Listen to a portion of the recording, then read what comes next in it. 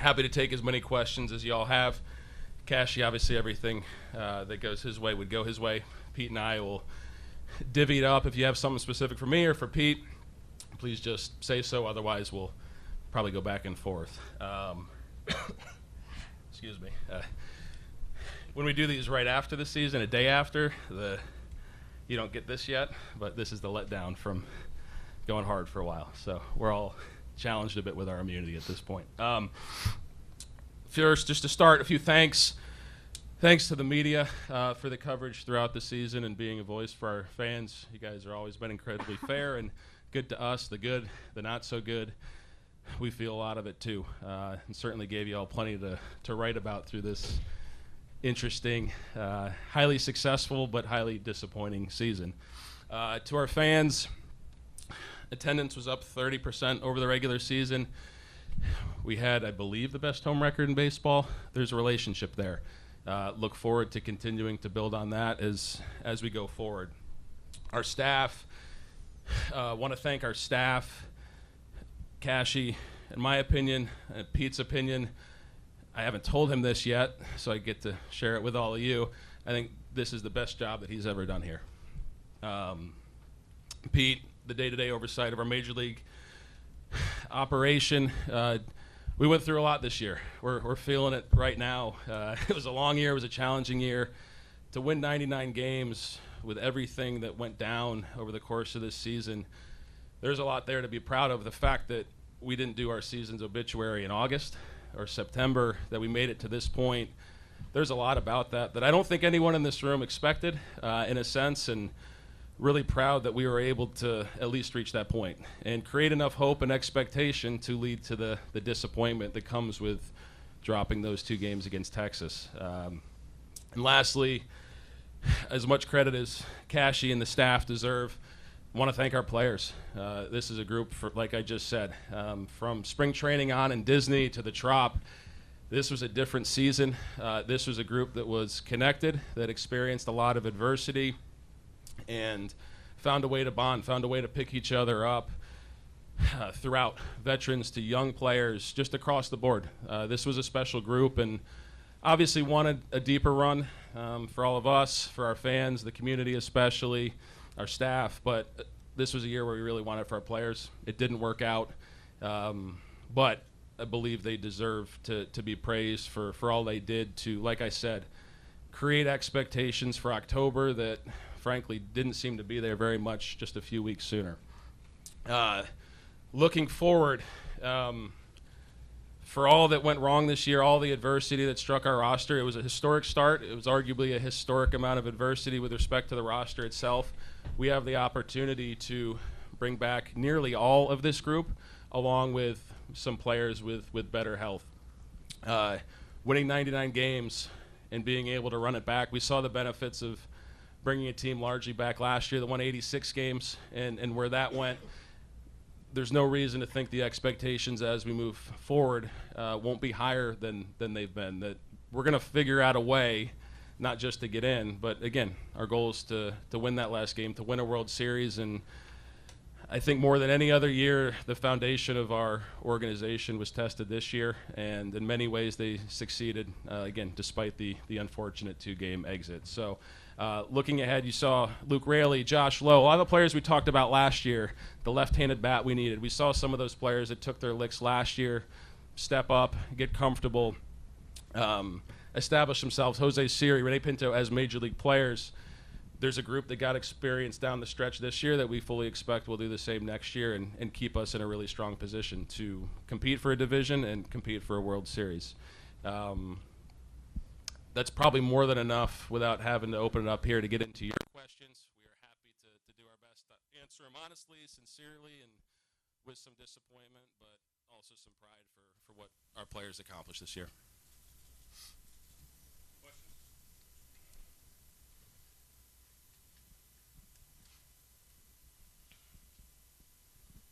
Eric, can you just explain why you believe this year was the best that Kevin Cash has ever done here? I think even just in August and September alone, if I had $1 for every person that said, how in the world is this team competing and winning and doing the things they do, I think we'd be able to finance not one stadium but two. That goes to our players, obviously at the end of the day, but baseball's hard. These guys have been together. They're around each other every single day for a really long time. This group was challenged. Y'all that have followed it closely are aware of that. You've seen it. Getting some weird, I don't know.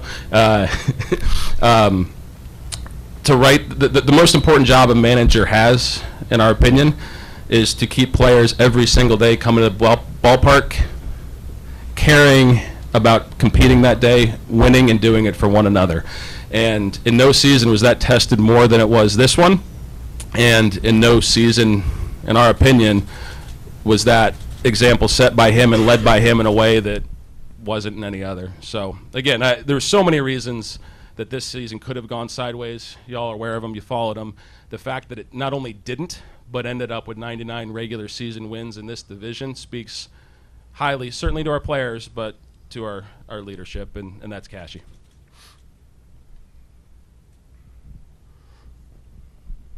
For Kevin and then one of you guys, just how do you reconcile the success and the disappointment, and are there things, whether today or over the next couple months, you can learn, and I know it's a popular topic, is your model need to change, or you need to different roster or lineup construction? Just what are the kind of things you could look for that maybe do change the result?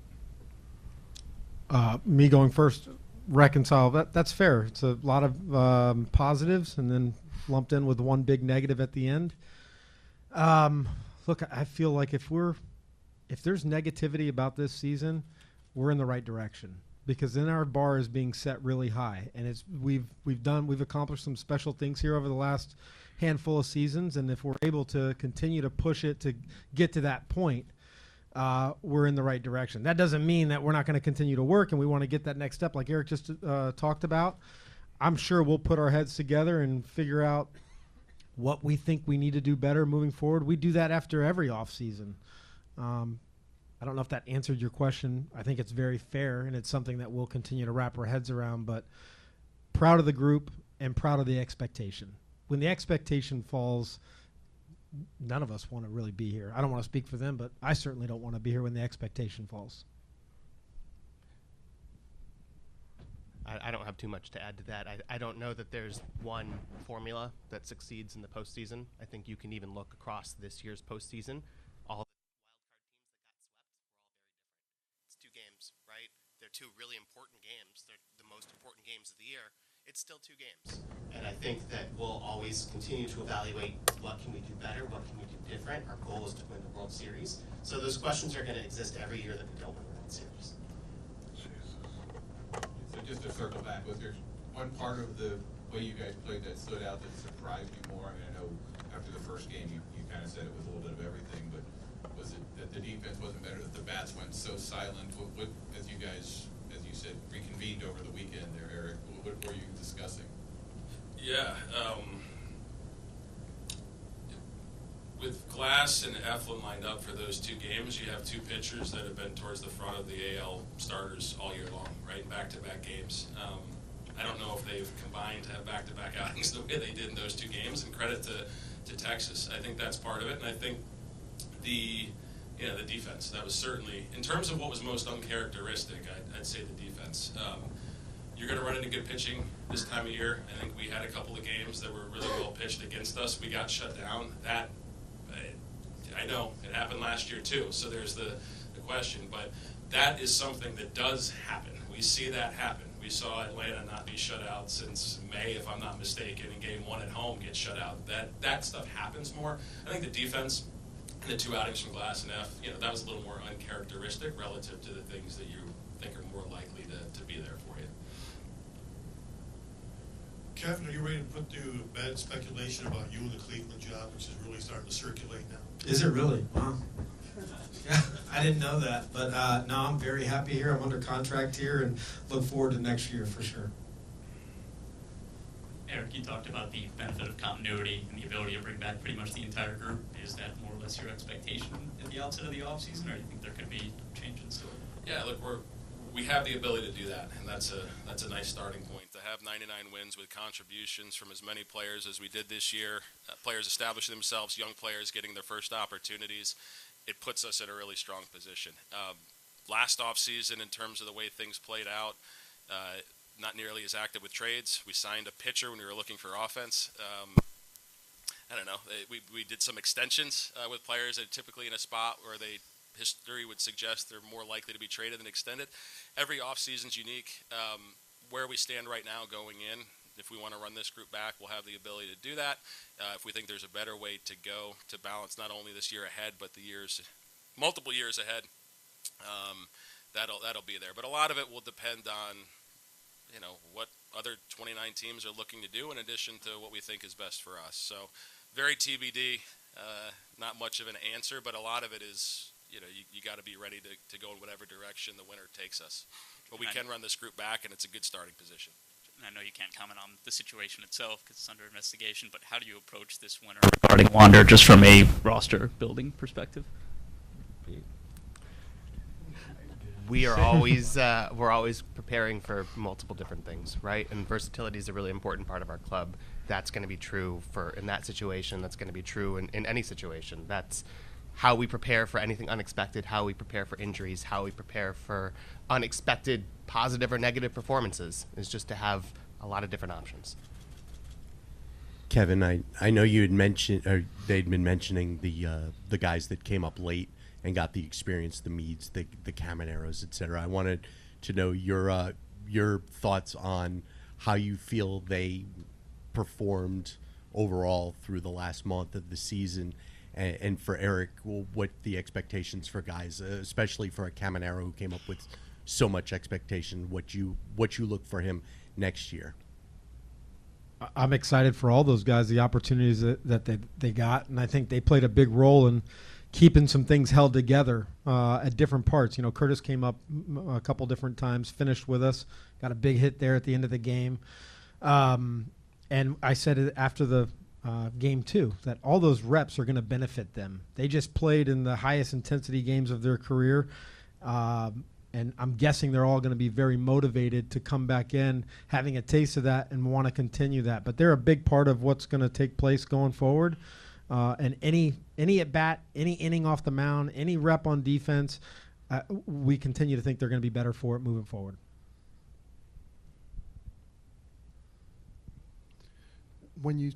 Did Steve Steve, are you sick too? All right. Welcome to the club. Did you have a second part for me there? Sorry, John. About those players. The expectations for those guys, me, Cavanero, Basabe. Yeah, I think just continuing forward progression. The same as we have for any young players. It's hard to come up here, hit the ground running, and have success the way an Evan Carter, what we just saw after a month in the big leagues.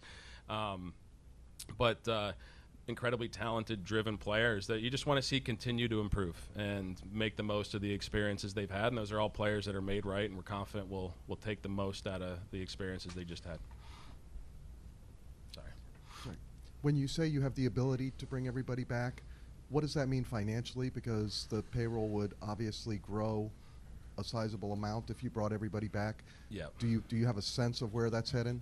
Yeah, I think that's if that's the path that's there, I'm confident we'll have a way. If we think that's what's best, not just for next year, but the years ahead, to figure out a way to not be up here after 2 postseason games. I think the options will be on the table to run that back if we think that's the best way to go. So obviously, when you look at the club, if we returned everyone based on the expected arbitration salaries that are out there publicly, players under contract, it's a bigger number. You're into the low 100s comfortably. Reasonably confident that if we think that's the best path to winning a World Series, that will be an option for us. But we'll see what the winter brings and how that all plays out. But we'll have that freedom and flexibility if we think it's best.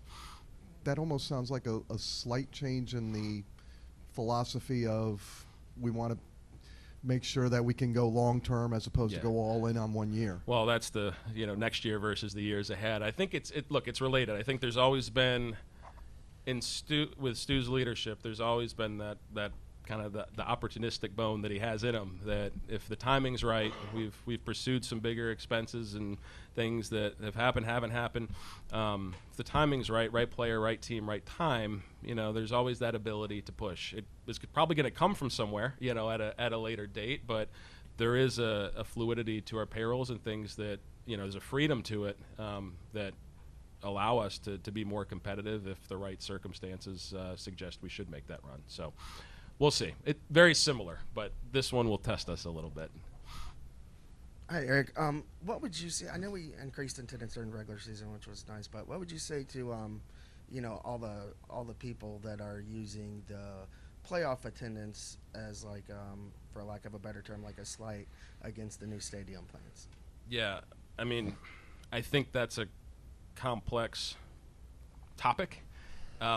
We have our own, within baseball operations, we have our own very complex topic, which is how to not be up here after 2 postseason games. That our focus is very much on that complex topic, the competitiveness of this club, winning as many games as possible. If we can find a way to do our job to the best of our abilities and have things go in the direction we expect them to go and eventually win a World Series, everything else will take care of itself. So I think we have our own business to worry about. And again, look, our home record this year was really strong. Attendance was up 30%. We talk a lot about the course of the regular season being much more of a measuring stick than 2 games. I think we're going to, stick to that kind of mentality across the board. And I'm sorry, one other question, completely unrelated. I'm not sure of the latest, but what is the team's thoughts on the talk about Wander potentially playing in the Dominican Winter League?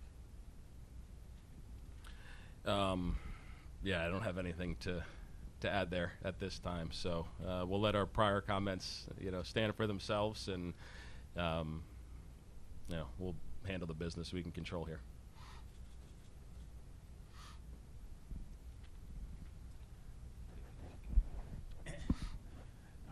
Eric or Kevin, not sure who is best to answer this question, but with the arms and the injuries that have just been piling up, it seems like year after year we're talking about 2 or 3 names that have an elbow injury. How do you explain that? Is there some sort of reevaluation process of how these pitchers are handled? Is it bad luck? Just what is how can you put your finger on what's kind of going on there year after year? Go ahead. I don't have an answer. But we rack our brains constantly trying to do right. Nobody's more devastated other than the player, the staff, the organization when they go down. I think they're all a little bit different how they get there, where they're at in their career. But, man, it stinks when they go down. There's no doubt. But for us, or for myself to sit up here and give you an answer, if we do this, it won't happen, that would be a lie. There's a lot of injuries across baseball right now. Pitchers are getting hurt, and it's a really difficult thing for the entire industry, right? And every year we're gonna try to do better. We're gonna try to figure out what we can do to keep guys healthy, to keep them at the top of their performance.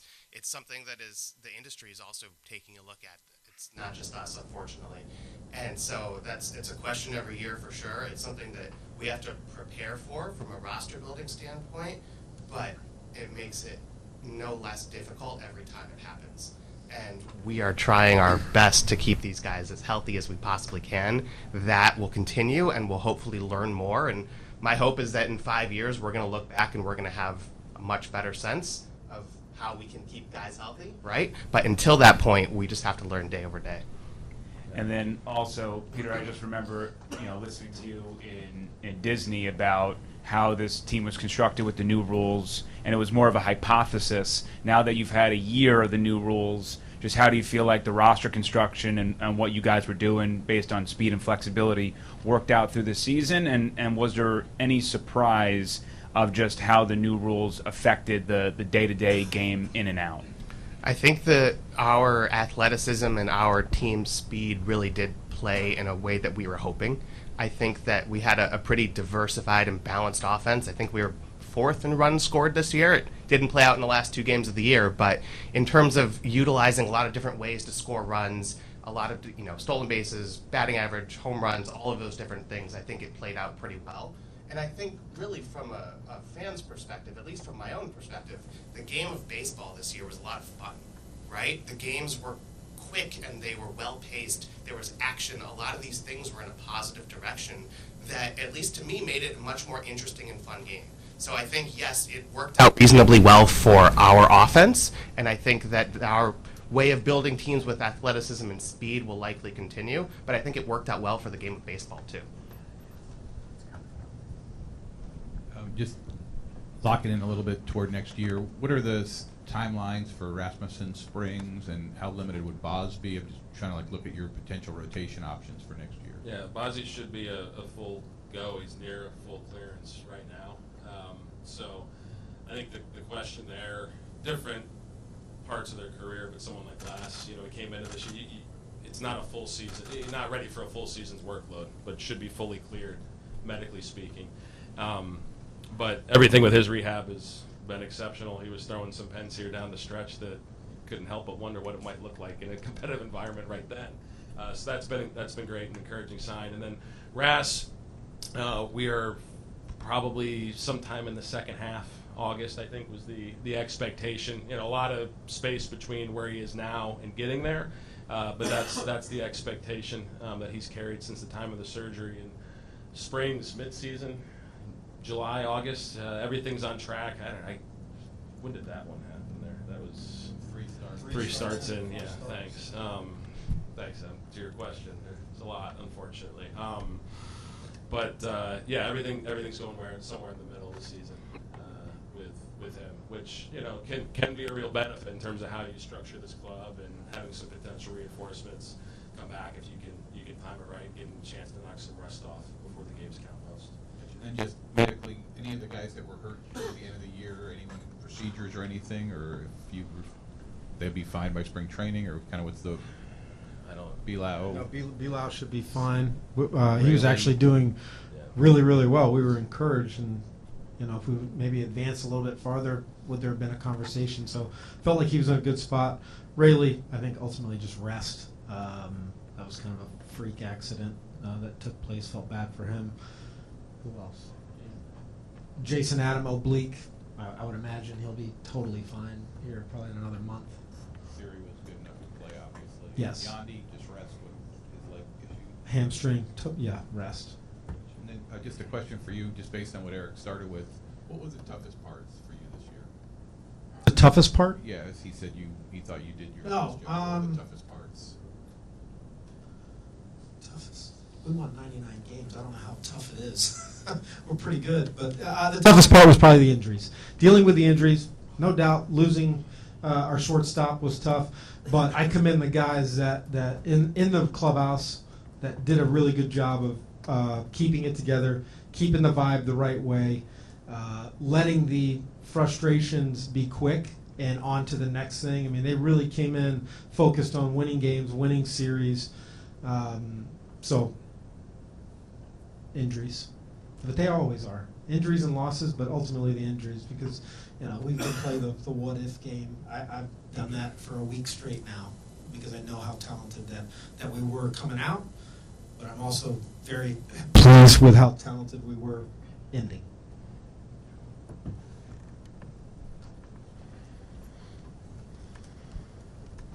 With Ras, is he going to switch into more of a bullpen role when he comes back from injury?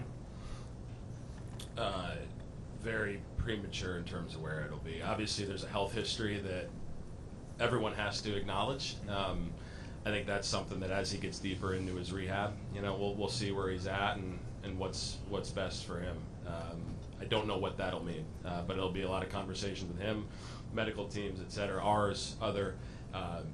But first and foremost, want to make sure he gets back, he's healthy, and then assuming he checks all the boxes we expect him to, then you can start thinking about role and what's best for him next year and beyond. Right. I think, Kevin, just from your perspective, who were some of the leaders in the clubhouse that you leaned on this year to kind of keep the group together during those ebbs and flows and those high and low points? Well, certainly Zach Eflin played a big role for a guy that had just been over for 1 year. I think his experiences in Philadelphia, some downs and certainly some ups the year before, really helped. Very team-oriented perspective. I thought Yandy Diaz really evolved into a leadership role, but a lot by example, but also the consistency in which he came in. Jake Diekman, when we acquired him, and the veteran guys, but our young guys did a good job of leading themselves as well. It was just a fun clubhouse to be a part of, that when you can get everybody kind of pulling in the same direction, good things can happen. So you lean on all of them to a degree. Kevin, now that you've had a few days to digest the result, do you have any theories on why the offensive approach in the last two games was subpar? It seemed like you reverted back to the July form when you struggled at the plate offensively, as opposed to April and May when you did everything right. Yeah, well, I think first and foremost we saw two really good pitchers in Montgomery and Eovaldi that both had it going. I do think after maybe 4 or 5 innings of the first game, it's fair to think that there were some guys that were like pressing, trying to let's get out of this, let's do something, and got out of their strengths and what they do of being maybe a little bit more selective, expanding on pitches, not controlling the count maybe as well. But ultimately, it falls down to the credit of the two pitchers that we faced. Also, what went into the decision to start Pinto over Bethencourt behind the plate both games? I thought Rene had done a really good job since he had come up. I know, you look at his statistics and the offense and all that, but what Rene does, defensively is pretty special. And I think all of our pitchers, our pitching staff, really appreciated throwing to him. Not to say that they didn't appreciate CB. And it's funny, we talked about it quite a bit, knowing that the games didn't go the way that we wanted, but there was a good chance that both catchers were going to play a role in each of those games. They just ultimately weren't tight enough there at the end to get CB in the ballgame. Do you expect all the coaching staff to be back next year? I think Eric and Pete and we're going to talk about it, but I applaud the coaching staff for everything that Eric said, which was extremely nice, humbling, complimentary. That goes along to our coaching staff. They did a really good job of keeping the group together. We'll have those discussions here in the coming days. Eric, in your opening remarks, you said highly successful and highly disappointed season. 6 weeks from now, do you think you'll feel one more than the other? No. Look, I think we talked about it last year. Last year's exit was really difficult. We're human. I think this one, the way those two games played out with the expectation, this group went from, man, are we ever going to be able to have a representative team on the field the way we envisioned it, to, oh my gosh, this team is, bullpen, arguably the best bullpen, in the postseason. The two starters we had, a batting champ, Harold would have been third in batting, like a team that was pretty well, got to a spot of being really well equipped for a deep postseason run. Didn't happen. And I think because of that, they earned those expectations, but it's disappointing. It's the 5th year in a row we've made it. That was, to me, I don't want to speak for these guys, but probably the most disappointing exit we've had, and that's part raising the expectations and part just the way those two games went down as quickly as they went down. That's not going to go away. We got to figure out. I think it's important to take all the positives and make sure 2 games doesn't represent anything when we're looking at this club. And we got to keep building upon the positives that are there. You don't win 99 games with all that went wrong without a really strong foundation. We're going to be proud of that. But that disappointment, if that's not there, then we probably shouldn't be doing these jobs. So, both. Just to circle back, when you said figure out a way, you said that a couple times. Yeah. Is that internal? Is that you guys? Is that higher view? Is that bringing in a consulting company like some other teams are talking about doing? I mean, what is that? Don't bring in a consulting company for it. Look, even if we were so fortunate to win a World Series, we are going to be reviewing the things that we can do better. Because when you win one, you have great staff, you have great support, you have great talent and players, and you also have some great fortune along the way to make that possible. And if you assume that ladder didn't exist and wasn't a contributor, you'd be fooling yourself. So I think no matter what happens, you have to be reviewing everything that went down, what you've learned, how to get better no matter what. So that's a constant. I don't expect to bring any consulting firm in to address your particular question. I don't know, and there's an open-mindedness that exists to figuring out what can we do better, to get over the hump. Last year we won 86 games. We limped in. We tried to get guys fresh. We got knocked out into some younger players. It was a lot for them, to take on those moments. This year we faced an opponent that was limping in. That was depending on young players, and they beat us up pretty good for 2 days. I don't know. The recipe last year didn't work for us. Did pretty well for those 2 games for them. It's really, really difficult. It's easier with hindsight, but each individual, we watch a lot of baseball. We watch baseball this weekend. We're going to continue to watch our competitors, our peers, to see if there's anything that within that we can take away to help ourselves. But look, it's why we do this. We're proud of reaching the postseason 5 years. We're proud of the success that has, been maintained throughout the Rays area. I think that's something that we all should be proud of. But yeah, until you find a way to break through and win that last one, we're going to carry the same questions that John and others carry as well. I think that's natural. That's why we do it. So it's a constant review process, a constant effort to figure out how to get better. And there's no hint of us thinking we've got anything figured out, because there's still steps that we need to take that we haven't, and a lot of other people have. Is it from field level, Kevin? Is it similar kind of perspective? Very, very similar. I mean, I'd be really impressed with somebody that states it before it happens. If somebody does that, then we probably would need to take notice. But talking about it after the fact, we're going to continue to work and try to make the best decisions in the off season, spring training, and certainly during the regular season that can get us to the postseason. It sounds like there's nothing that you guys are sitting here now saying, oh, this is what we should have done differently this week or last year or 2020. Better health. I mean, to your question, it helps, and I wish the industry is experiencing some health issues on the pitching side of the ball. There's no doubt about it.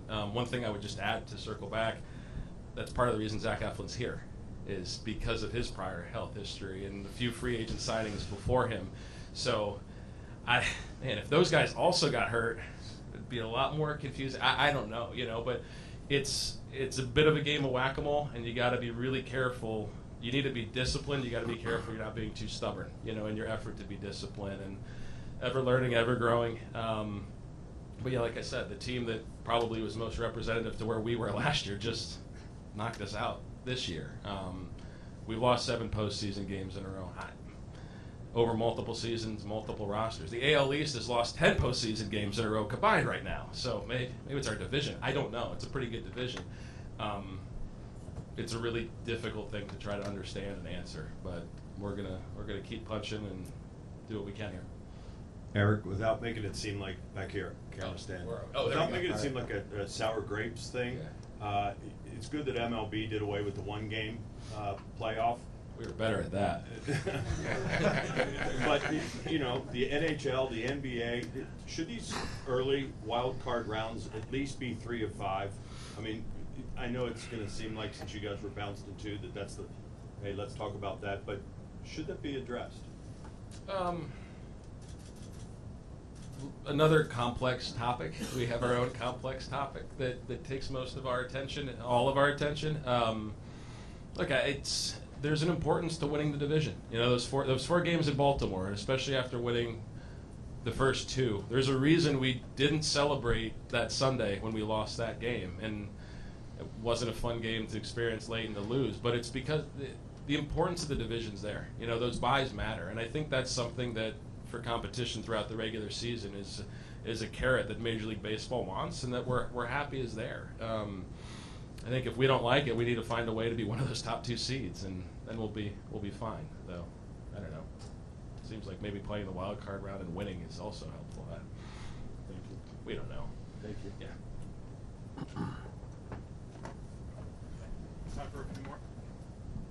Peter, I just want your comment, sort of, Kevin and Eric kind of touched on it, but just when constructing a roster, dealing with the large sample size of a Major League Baseball season, and then having to work with a small sample size of a best-of-3 series, and then getting to the playoffs, just for you, for your job, just how do you work in 2 totally different worlds of where you're doing one thing for a large chunk of time, and then you have to go into a all-out sprint at the end.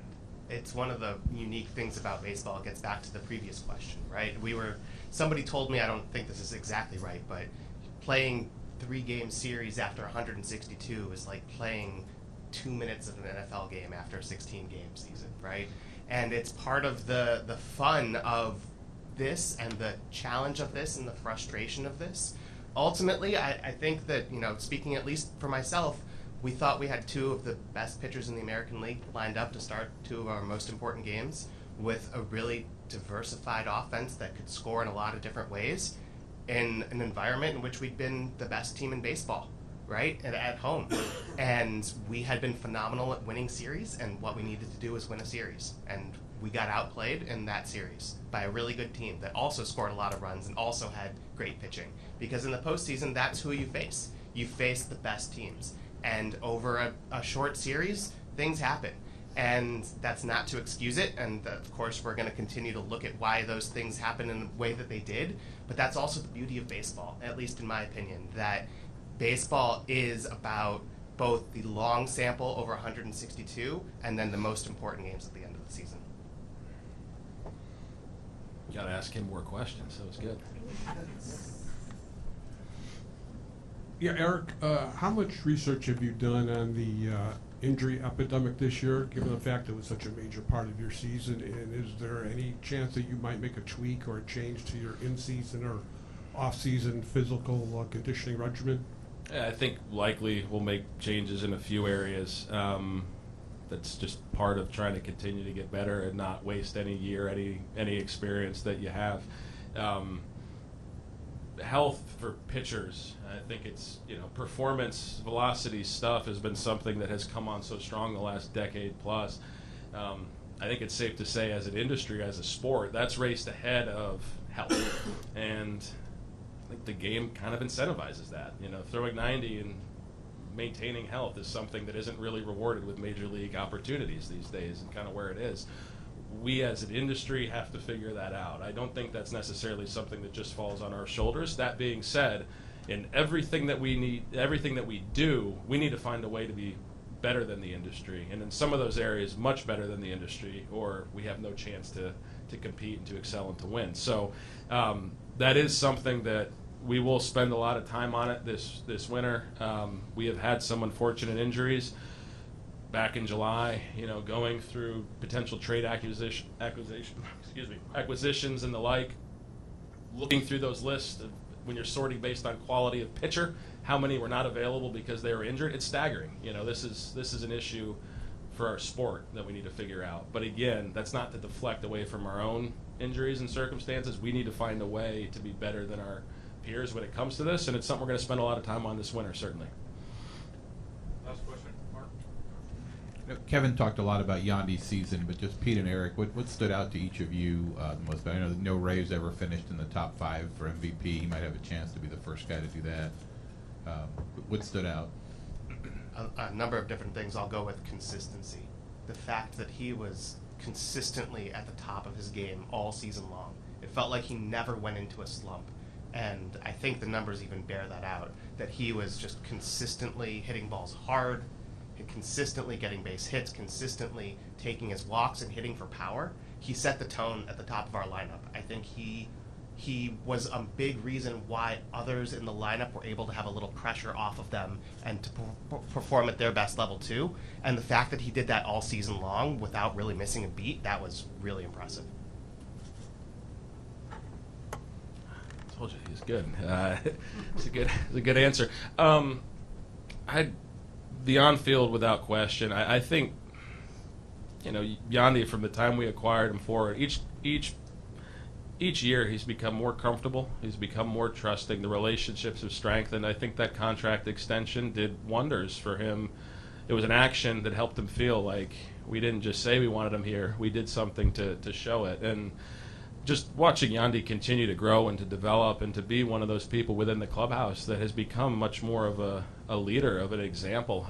It's just been a really rewarding experience that extends well beyond just this season, and excited to see that continue moving forward. He challenged himself to be